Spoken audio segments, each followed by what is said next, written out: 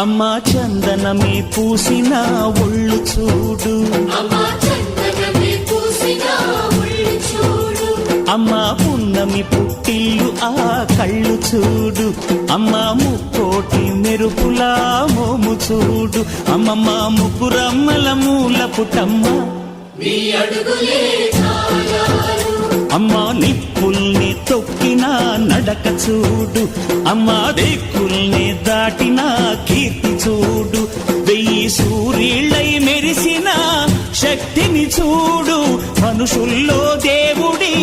భక్తుని చూడు.